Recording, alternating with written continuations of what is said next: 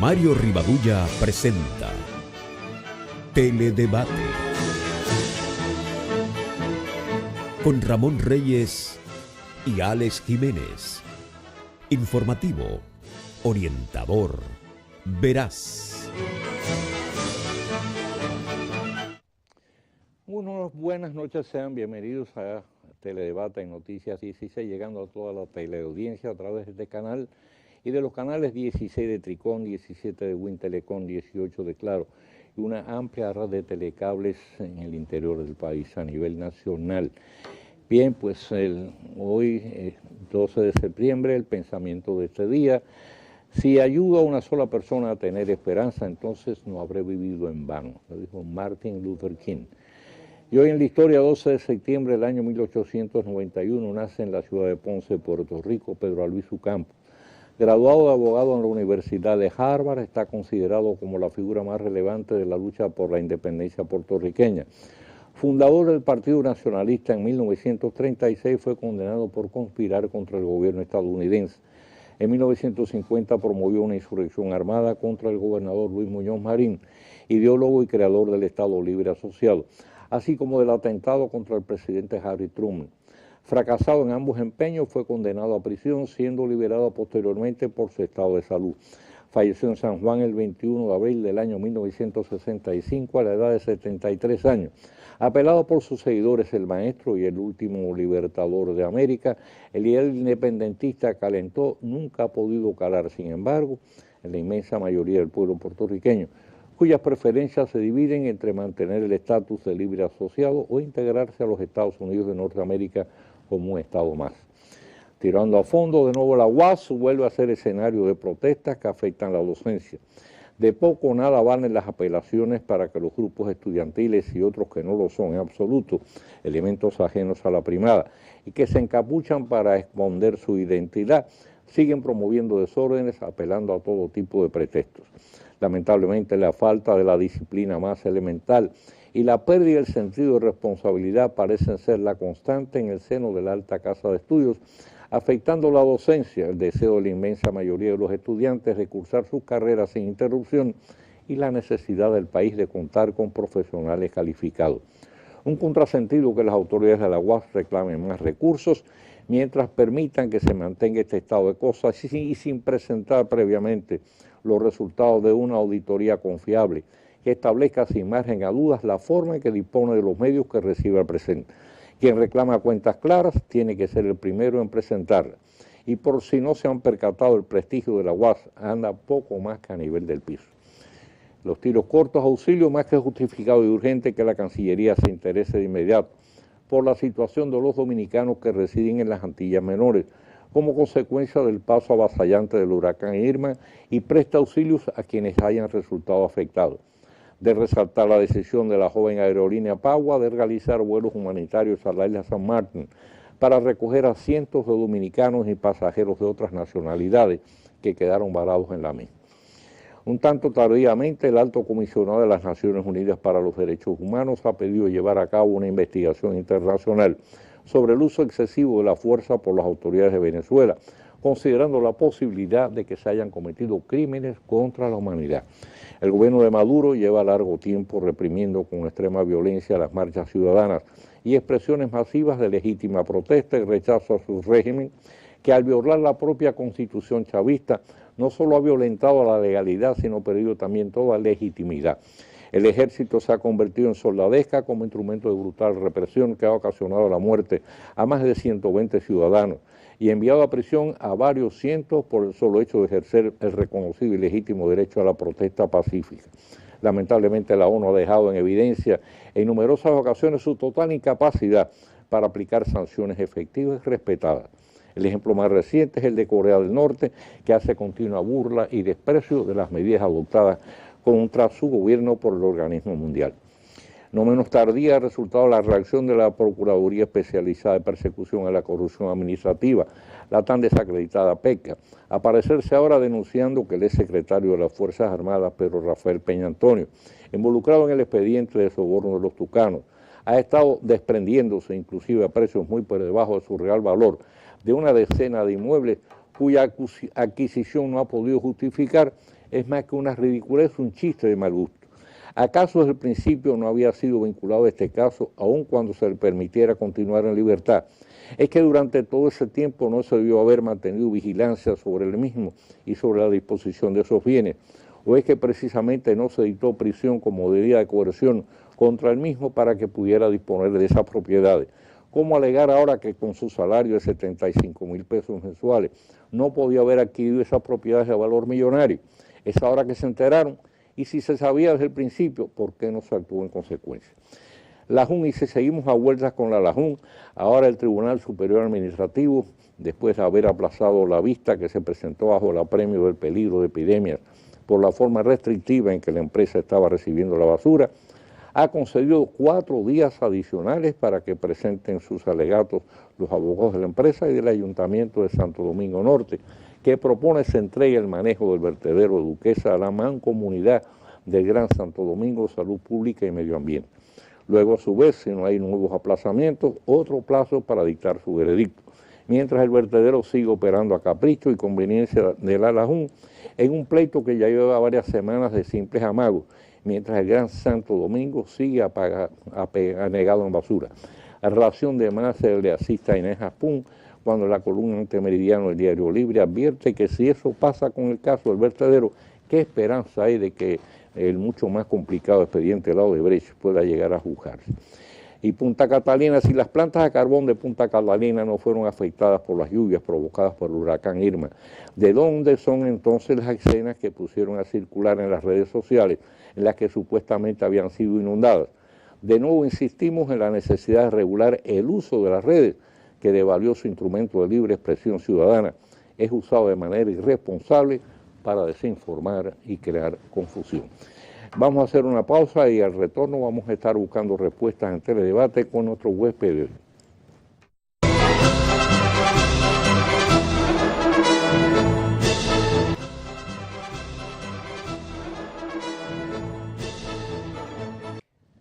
Bueno, con el doctor Ramón Núñez nos una larga, estrecha, muy antigua relación de amistad.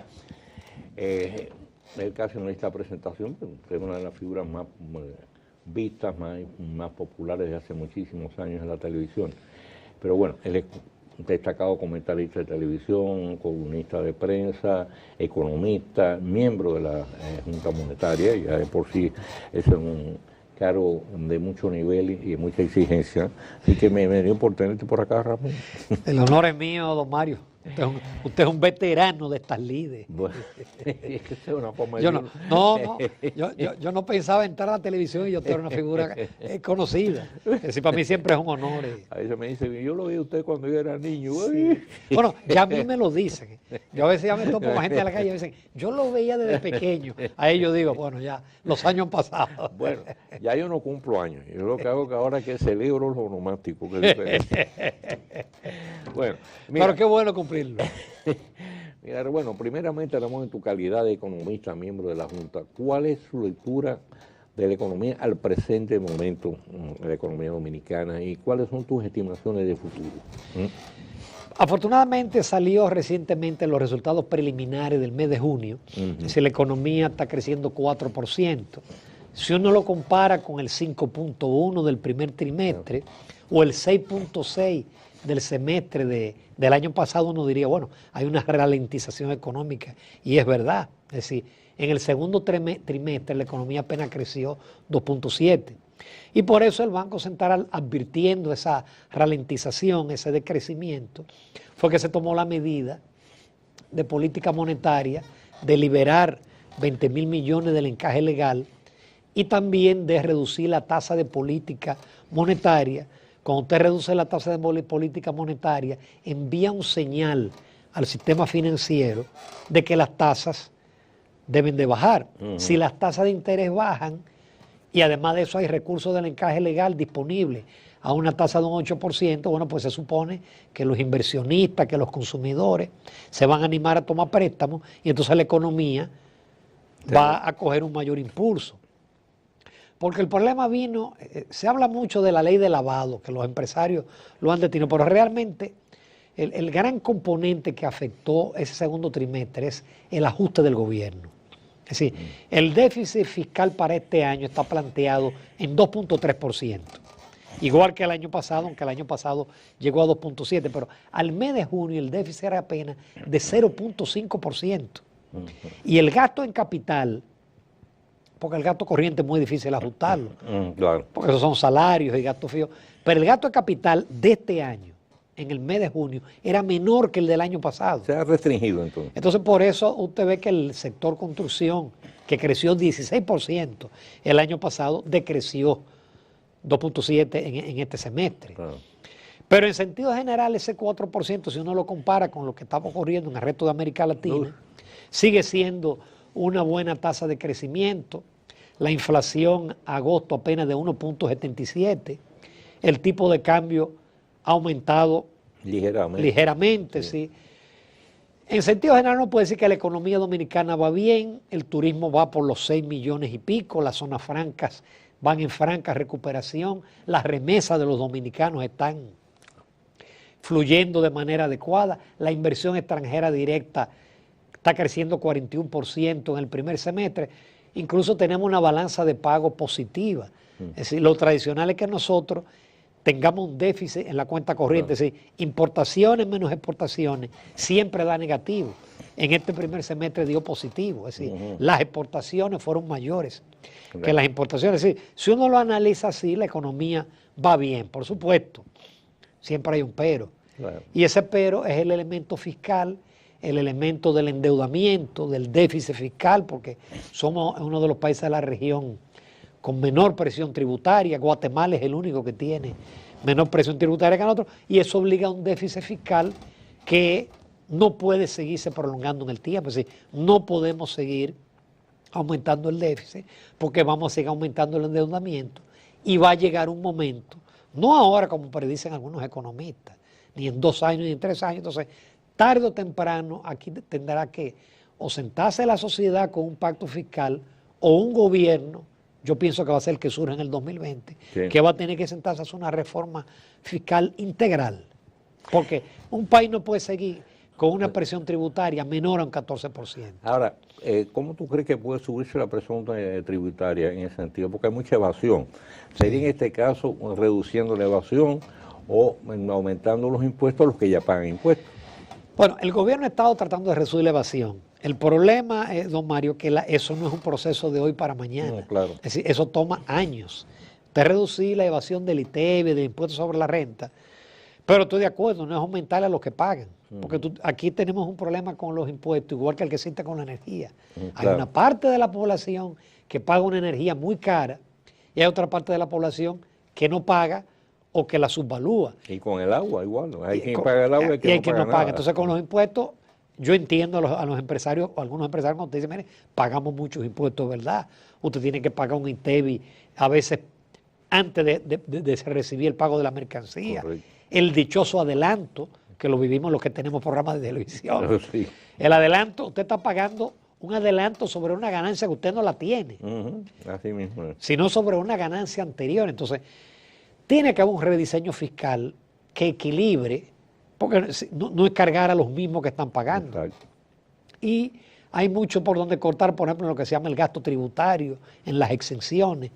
Pero hay que sentarse a hacer una reforma fiscal integral. Se ha planteado como una posible ayuda para reducir sobre todo la evasión del ITEVI. En este caso, bajar la tasa del ITEVI y entonces ampliar la base del ITEVI. Esa es una propuesta interesante. Esa es una propuesta. El problema es que, ¿qué usted grabaría? Las medicinas, la salud, la educación. Porque ya prácticamente los productos comestibles han sido grabados inclusive con tasas diferenciadas. Sí. 10, 8. 18 es una de las tasas más altas de América Latina. Y una tasa alta estimula la evasión. Lo que pasa es que lo que están planteando en ese caso es bajar la tasa Sí. del 18 al 10. Entonces equilibrar en ese sentido, es decir, empieza a pagar el ITV de cosas que ahora están exentas, pero al mismo tiempo pagas menos por las cosas que están grabadas. Sí. Porque de lo que se llama el gasto tributario o las exenciones, el 50% es ITEVI. El otro son otro tipo de exenciones a diferentes sectores que tendrán que ser estudiadas si vale la pena a un sector ya adulto mantener las exenciones, porque las exenciones son al inicio de un sector, pero ya un sector que está en desarrollo adulto, habría que revisar las exenciones. Bueno, vamos a plano político, Que eso porque usted es político también. Eso es mejor. Bien, bueno, lo que está ahora mismo sobre el tapete es la ley de partido. La ley de partido que se avanzó muchísimo, pero hay una serie de puntos que están en tranque ahora. Y uno de ellos ahora mismo que está cocinándose es el de las primarias. ¿Sí? Las primarias se celebran de manera simultánea, se celebran con el padrón abierto, se celebran con el padrón cerrado y de manera que no sean diferenciadas, que no sean simultáneas. Salió una declaración muy importante, muy interesante del presidente de la Junta Central Electoral, donde advierte que las primarias celebradas de manera simultánea representarían un costo muy elevado. O sea, él habla de 5.000 millones de pesos. Más que las elecciones. Más que las elecciones. Yo me pregunto, bueno, si ese no es un punto importante a tomar en consideración a los efectos de decidir si las primarias deben realizarse el mismo día o puede ser en días diferenciados. Yo era muy optimista, don Mario, con el tema de la ley de partidos, porque no cabe duda que la comisión bicameral tiene buenas intenciones. Sí. La persona que la dirige, el senador Paul María Trinidad Sánchez, es una persona muy correcta, Sí. está el vicepresidente del Senado, es decir, y está la oposición, porque la oposición está en esa comisión. Ahora bien, hay puntos ahí que parece difícil que sean aprobados. Por ejemplo, el tema ese de las primarias, yo estoy de acuerdo, es decir, si eso cuesta 5.000 millones, Sí, no vale la pena hacer no. primarias simultáneas. Pero con el tema de si son abiertas o cerradas, Sí. ahí lo que hay es disputa de las cúpulas de los partidos, Exactamente. de los dos grandes partidos, Sí. de un sector de un partido que piensa que si la votación es cerrada, ellos ganan, Claro. pero si es abierta, no. Y otro sector que piensa que si es abierta la votación, ellos ganan la convención, pero si es cerrada, no. Entonces, si no hay acuerdo al interno de las cúpulas de los dos grandes partidos, me Sí. parece difícil que pueda lograrse un consenso. Pero hay otro punto que todavía a ese no se ha llegado, don Mario, que yo creo que es quizás el más importante de todo, que es el financiamiento de los partidos. Que los partidos revelen quiénes son los donantes Sí. y ponerle un tope a los donantes. Porque ahí es donde está el problema de la, Claro. de la política dominicana. Y ahí está el problema de Odebrecht. Y hoy fue Odebrecht, pero mañana va a ser una empresa china Correcto. o una empresa española. Entonces, mientras todavía eso sea un misterio, que no se sepa quién aporta ni cuánto aporta y no haya límite a la democracia dominicana, va a tener mucho fallo porque puede fluir el dinero del narcotráfico. Eso es importante. Eso es una vieja lucha que nosotros estamos planteando aquí, la necesidad de transparentar, en este caso, el origen de los fondos que provienen del sector privado. Porque cómo tú puedes entonces, si no tienes manera de auditar, verificar, de autorizar a la Junta Central Electoral para que pueda en este caso determinar cuál es el origen de los fondos, cómo tú puedes evitar que fondos sucios provenientes del narcotráfico, el crimen organizado, la corrupción, puedan entonces influir en el campo político. Y eso daña la democracia dominicana. Pasó en Colombia. ¿Cómo? Pablo Escobar Gaviria, fíjate. Logró una diputación. Logró una diputación. Pero además no solo logró una diputación, durante mucho tiempo tuvo torpedada, saboteada, en este caso, pues, la ley de extradición, para que llegó inclusive a proponer pagar la deuda externa de Colombia a cambio de que no aprobaron. Tú te imaginas el dinero que estaba moviendo eso. Pero entonces también usted tiene el costo de una posición electoral. ¿Cómo es posible? Y yo he escuchado senadores que te dicen, yo gasté 100 millones de pesos. Sí, señor. Que un diputado gaste 30 millones de pesos. Pero los salarios que ganan esa gente no contemplan. Entonces, ¿de dónde llega ese dinero entonces? Sí, exacto. Sí. Y por eso nuestra Cámara de Diputados está llena de riferos. O si no, que vas a buscar con la diputación, que es el otro punto. Vamos a hacer una pausa y regresamos.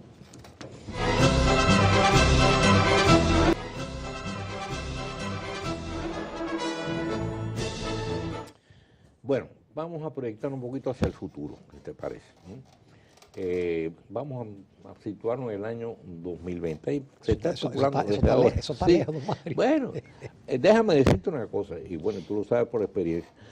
Aquí se celebra una elección hoy, y ya al día siguiente ya se está trabajando Sí. para la próxima.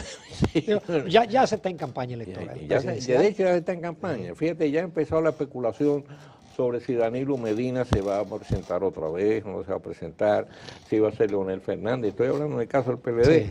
En el caso del PRM, bueno, tuvieron que frenar ahí porque ya se habían lanzado Hipólito por un lado, Abinader por otro. Pero obviamente esos son los dos caballos de batalla de ellos que se van a lanzar a la pelea.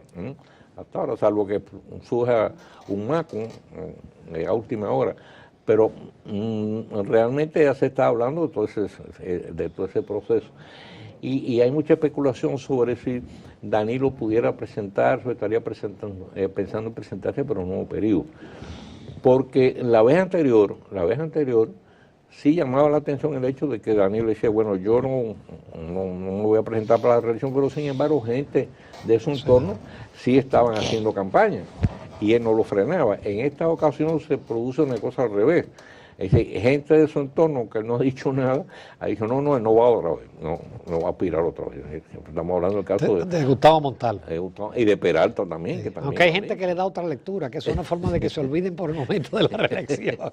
Entonces, visto hacia distancia, ¿qué tú piensas? Y de no ser así, de que no se presentara Danilo, porque vamos a estar claros, en el PLD hay dos figuras de mayor relevancia. Estamos hablando de Danilo Medina y Leonel Fernández, como es obvio. En el caso de que Danilo Medina no optara por la reelección, ¿tú crees que Leonel Fernández entonces tendría el campo abierto, se lanzaría, o que habría posibilidad de abrir la puerta para que figuras que llevan tiempo calentando bancos, esperando oportunidad, se lancen al ruedo? ¿Qué tú piensas? O ciertos funcionarios, porque se ha hablado de dos funcionarios del gobierno, el ministro de Obras Públicas y el ministro de Educación. De Educación. Que esa fue la lectura que la gente le dio a los twitters de Gustavo Montalvo cuando él decía, él no va a durar más allá del 16 de agosto, pero el partido tiene que presentar figuras nuevas. Entonces las figuras nuevas que se han estado proyectando es el ministro de Obras Públicas y también el ministro de Educación, que han hecho una buena labor ambos en sus respectivos ministerios. Pero es un poquito difícil, don Mario. Yo tengo una teoría basada en la economía. Si el PLD se mantiene unido y en el país no hay una crisis económica, como no se vislumbra a mediano plazo, yo pienso que el PLD debe de ganar las elecciones del 2020. Ahora, si hay una crisis económica, se lo lleva de encuentro. Es decir, ¿cuál fue la desgracia de Lula en Brasil? Y fue la crisis económica, porque los pueblos cuando hay crisis económica, cuando hay bonanza económica, no les preocupa la corrupción. A los pueblos les preocupa la corrupción cuando hay una crisis económica, porque entonces sienten, acá se enriqueció y ahora yo estoy mal. Entonces, yo pienso que en la medida que se mantenga la estabilidad y el crecimiento, si el partido mantiene la unidad, el PLD hasta ahora ha sabido mantener la unidad. Y eso lo ha diferenciado a los demás partidos, sobre Exactamente. todo el PRD, el antiguo PRD, que era un guirigay. Fíjate cuántos desprendimientos surgieron del PRD, cuántos otros partidos. Sin embargo, en el PRD hay una realidad. Siempre han sabido lavar lo que dicen la ropa sucia dentro de la casa. Y resolver sus diferencias internas. Al final se ha impuesto por encima de las diferencias personales, internas, grupales. Se ha impuesto siempre la necesidad de mantener el poder. Y eso es lo que... No, yo no lo vi, por ejemplo, en el 2008, cuando se va Danilo del gobierno y pierde la convención. Bueno, su gente trabajó por la reelección de Leonel Fernández. En el 2012, aunque hubo movimiento de la búsqueda aquella de firmas y de que se podía modificar la Constitución, pero ocurrió lo mismo. Leonel Fernández hizo una campaña como si fuera candidato en el 2012 y el partido se unificó. Otro tanto ocurrió en el 2016. Si el partido se mantiene unido, yo creo que repite en el 2020, porque uno no visualiza una oposición que se haya aprovechado de los problemas del país, especialmente del escándalo de Brecht. Es decir, el escándalo de Brecht, que pudo haber sido un detonante para el gobierno perder popularidad, todavía si uno se atiene a las encuestas, Danilo Medina mantiene un buen nivel de aceptación. Y el PLD mantiene un buen nivel de aceptación. Ese papel lo está desempeñando la Marcha Verde, que dice que es un movimiento de carácter cívico. Entonces, como tú dices, pues, le sustrajo en este caso. Pero la oposición no ha logrado captar el posible descontento o los pronunciamientos de la Marcha Verde, que básicamente es clase media. Claro. Es la clase media pensante, que le preocupa y es lógico que tenga la preocupación por el tema de la corrupción y por el tema de la impunidad. Pero si uno proyecta linealmente, don Mario, yo pienso que el PLD sí se mantiene unido y llega a un acuerdo final, Leonel Fernández y Danilo Medina, van a ganar las elecciones. ¿Tú crees que el acuerdo pudiera en este caso ser una tercera figura? Es decir, no ni Danilo ni Leonel, sino una tercera figura de consenso. Sería inteligente. ¿Verdad? Sería inteligente. Porque yo tampoco no veo muy clara la reelección en sí. Una segunda modificación constitucional. Sí, un poco forzado. Sería forzado y tendría una oposición muy fuerte de la sociedad civil y de la propia oposición. Sí, creo que luce difícil una segunda. Tendría que el presidente tener un nivel de popularidad muy alto. Apabullante. Que no creo que lo va a tener porque hay un desgaste natural. Claro. No siempre se puede satisfacer todas las aspiraciones, a pesar de que la obra de gobierno ha sido buena, el presidente ha cumplido con la mayoría de sus promesas de campaña, pero en un país como este siempre hay inconformidad y siempre hay cosas por hacer. No, porque son demasiadas cosas que hay que proceder y no hay tanto dinero. Y no hay tanto dinero. Esa es la realidad, ¿no? Los recursos no alcanzan para tantos reclamos, ¿no? El país necesita, en este caso, llevar a cabo una política en el sentido de satisfacción de las distintas necesidades, pero a largo plazo. A corto plazo es muy... No, mucho se ha hecho en términos del gasto social, mucho se ha hecho. Todavía no tiene el nivel que debía tener, pero mucho se ha hecho en materia de gasto social, en materia de hospitales, de educación. Hay algunos logros que no se pueden negar, ¿no? Esa es la realidad, ¿no? Y que hay que reconocerlo, independientemente del aspecto que tú señalas de corrupción. Ese es otro y ese es un hándicap negativo que lo tienen todos los gobiernos. Sí. No es que uno lo esté justificando. No, de ninguna manera. Desde un punto de vista muy realista, sencillamente, pero en modo alguno... Incluso, por ejemplo, yo le cuestiono a la Marcha Verde, cuando salen con esas proclamas de que hay que someter al presidente, de que hay que someter a los expresidentes. Yo pienso que la Marcha Verde lo que debería de exigir al Ministerio Público es que prepare mejores expedientes. Porque ahí es donde está el problema. Sí. Es decir, lo dijo hasta la jueza Miriam Germán. Dijo, mire, con estos expedientes, esto se cae en cualquier juez. Entonces, las exigencias es al Ministerio Público que prepare unos buenos expedientes y que haga cumplir el que Odebrecht, con el acuerdo que firmó, entregue todos los datos y todas las informaciones necesarias para fundamentar unos buenos expedientes. Porque un expediente hecho sobre la base de un tipo que diga, yo creo, yo pienso... Desde el punto de vista jurídico... Rondón se reunió con fulano, eso se cae. Y eso sí le hace daño a la lucha contra la corrupción, que el expediente sea malo y que se caiga. Exacto. Sí, porque desacredita la lucha contra la corrupción y sobre todo desacredita... Y desacredita la justicia, porque la gente lo que piensa es, falló el juez. No falló el juez, falló el Ministerio Público, falló el expediente. Así mismo es. Ramón, muchísimas gracias. Pasó rápido el tiempo. Ha hablado periodista, economista y abogado además, así que... que no lo soy. Gracias por haber estado. Gracias por invitarme, don Mario, un placer. Has sacado tiempo de tu agenda de trabajo que sé que es abultadísima. Ya, yo no sé a qué hora tú duermes, pero... No, yo me acuesto temprano, eso sí. Sí, pero te levantas también de muy temprano, sí. Bien, hacemos la pausa y volvemos con el tiro rápido de este día.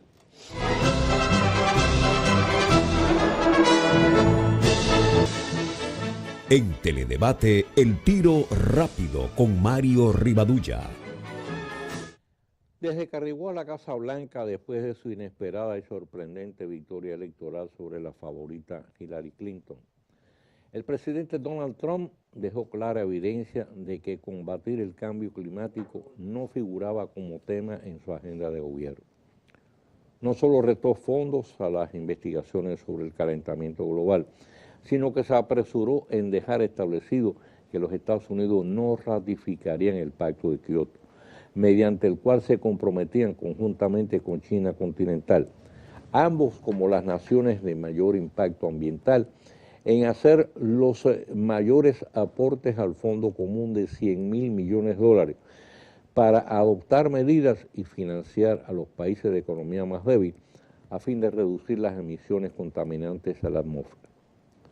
Ahora, con motivo del paso sucesivo de los devastadores huracanes Harvey e Irma, que provocaron decenas de muertes en los estados de Texas y la Florida, así como cuantiosos daños materiales.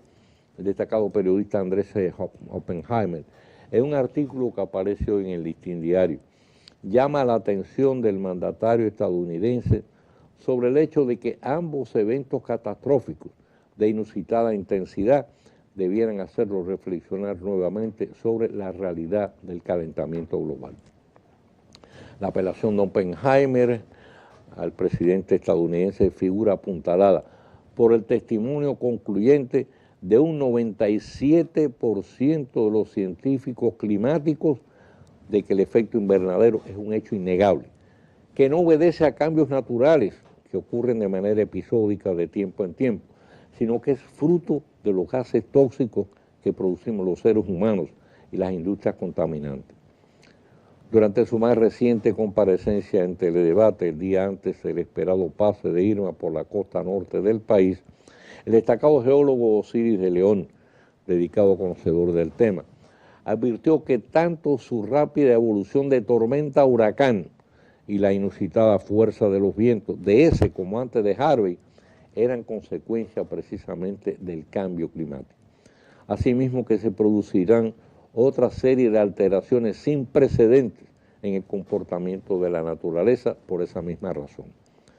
Esos cambios se sentirán negativamente en la agricultura, el turismo, la construcción, el transporte, demás actividades económicas y sociales, así como nuestra propia seguridad y estilo de vida, que nos obligan a prepararnos con suficiente anticipación a fin de minimizar sus efectos.